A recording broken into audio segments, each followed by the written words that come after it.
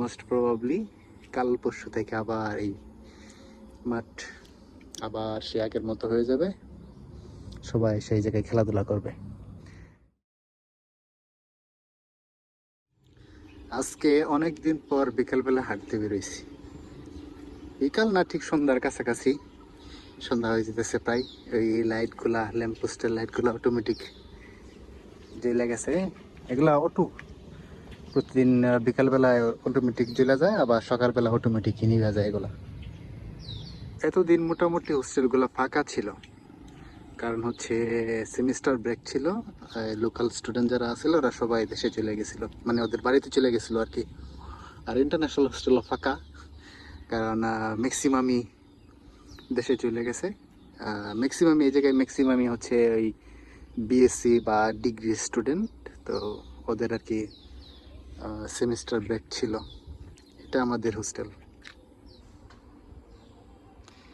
আর এই ইউনিভার্সিটিতে হোস্টেলে থাকার নিয়ম হচ্ছে, মানে স্পেশালি লোকালদের জন্য, মালয়েশিয়ানদের জন্য, ওরা 1 সেমিস্টার বা 2 সেমিস্টার বা সর্বোচ্চ 3 সেমিস্টার হোস্টেলে থাকতে পারে, তারপরে আর থাকতে পারে না। এই যে হোস্টেলের লাইটগুলো জ্বলে আছে, তার মানে এগুলোর মধ্যে সব স্টুডেন্ট এসে বসছে আর কি। তো যা বলতেছিলাম, তো এরা 1 সেমিস্টার, কেউ 1 সেমিস্টার থেকে হোস্টেলে থেকে তারপরে বাহিরে চলে যায়। আবার কেউ 2 সেমিস্টার থেকে তারপরে বাহিরে চলে যায়। আবার কেউ 3 সেমিস্টার থেকে বাহিরে চলে যায়। কেউই একবারে শেষ পর্যন্ত থাকতে পারে না। যারা স্পেশাল বলতে, মানে যারা হোস্টেলের দায়িত্বে থাকে, তারা হচ্ছে থাকতে পারে। দায়িত্বে বলতে কোনো পোস্টে থাকে আর কি। আমাদের হোস্টেলের মধ্যে আবার বিভিন্ন পদবি আছে আবার। তো ওইগুলাতে যারা থাকে তারা হচ্ছে 6 সেমিস্টার থাকতে পারে, কিন্তু ওদের মানে কোনো পারিশ্রমিক ছাড়াই বিভিন্ন কাজ করতে হয়, সাংগঠনিক কাজ করতে হয়। তো একটু আগে বৃষ্টি হয়েছে আজকে সারাদিন যাবতীয় বৃষ্টি। আকাশটা মেঘলা ছিল আর অল্প অল্প বৃষ্টি ছিল। কিছুক্ষণ আগে বৃষ্টি থেমে গেছে, এখন আর কোনো বৃষ্টি নেই। তো আজকে যে স্টুডেন্টগুলো আসছে, মোস্ট প্রবাবলি এরা সবাই নতুন স্টুডেন্ট, মানে নতুন ভর্তি হয়েছে। আর আগের যে স্টুডেন্টগুলো ছিল হোস্টেলে, ওরা আসলে চলে গেছে। আর যে এরকম মানে হোস্টেলে যারা আসে এরকম, এখন তো তেমন দেখা যায় না, কিন্তু দুপুরবেলা দেখছিলাম অনেক পরিমাণে গাড়ি। আর মানে গার্জিয়ানরা নিয়ে আসছে স্টুডেন্টদেরকে, যারা নতুন স্টুডেন্ট ওদেরকে নিয়ে আসছে, আয়সা হোস্টেলে উঠাই দিয়া তারপরে চলে গেছে। তো এই হচ্ছে অবস্থা। আর এই মাঠটাও ফাঁকা পড়ে আছে অনেকদিন যাবৎ, কারণ মাঝখানে প্রায় আড়াই মাসের মতো ব্রেক ছিল।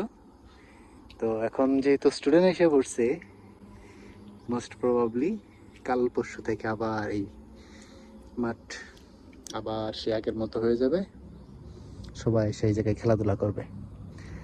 আর এটাই হচ্ছে আমাদের মানে হোস্টেলে, যে এটাই আমাদের হোস্টেলের একবারে পিছনে এই খেলার মাঠটা। ও মাগরিব আজান দিয়ে দিতেছে দেখি। এখান থেকে 2টা মোবাইলের টাওয়ার দেখা যায়, মানে সেলফোন কোম্পানির টাওয়ার, সিম কোম্পানির টাওয়ার। জানি না এগুলা কোন কোম্পানির টাওয়ার, কিন্তু আছে আর কি।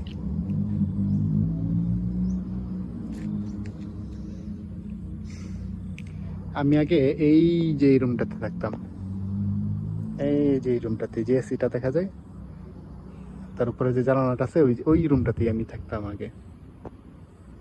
এখন আমি আবার ওই যে ওই পাশে থাকি, মানে এই পাশে না, ওই পাশে আর একটা বিল্ডিং আছে, ওই পাশে থাকি। পা একবারে সাদা হয়ে গেছে। আমি আসলে এতটা ফর্সা না, কিন্তু পাটা আমাদের সাদা হয়ে গেছে। খুব সম্ভবত আমি রুম থেকে তেমন বের হই না। আজকে বের হইলাম 3 দিন পর। একটানা 3 দিন আমি রুমেই ছিলাম, তার জন্যই মনে হয় এই অবস্থা। তো একটু ব্যস্ততার কারণে আর রুম থেকে তেমন বের হওয়া হয় না, ইচ্ছাও করে না। তো আজকে চিন্তা করলাম যে না, এরকম আসলে রুমে বসে থাকলে তো সুস্থ হয়ে যাওয়ার সম্ভাবনা আছে। তার জন্য আজকে রুম থেকে একটু বের হয়ে হাঁটাহাঁটি শুরু করলাম। আজান দিয়ে দিছে। মানে আমাদের হোস্টেলের পাশে একটা এই যে এরকম পাঞ্জেখানা যেটা আছে, পাঞ্জেখানা বলি আমরা দেশে বাংলাদেশে, এই যে এটা এরকম একটা পাঞ্জেখানা আছে। এই জায়গায় ওরা পাঞ্জেখানা বলে না, এরা বলে সুরাউ। সুরাউ যেটা আমরা বাংলাদেশে বলি পাঞ্জেখানা, এটা এই জায়গায় বলে ওরা সুরাউ। এটা মানে একবার হোস্টেলের পাশেই, এই যে আমাদের হোস্টেল আর এই যে এই জায়গায় হচ্ছে এই সুরাউ, মানে নামাজের স্থান, পাঞ্জেখানা যাই বলে। আর মসজিদ হচ্ছে একটু দূরে, এখান থেকে হাইটে যেতে 5 মিনিটের মতো সময় লাগে। অনেক সুন্দর একটা মসজিদ আছে আমাদের ইউনিভার্সিটির মসজিদটা, আসলে অনেক সুন্দর। যাই হোক, অন্ধকার হয়ে যেতেছে, তো রুমে চলে যাবো এখন। হাঁটাহাঁটি করলাম কিছুক্ষণ, ভালোই লাগলো। মোটামুটি আবহাওয়াটাও একবারে ফ্রেশ ফ্রেশ ছিল, কারণ একটু আগে বৃষ্টি হয়েছে। আর মালয়েশিয়াতে বৃষ্টি হওয়ার পর মানে আবহাওয়াটা অনেক অনেক সুন্দর হয়ে যায়, অনেক চমৎকার একবারে।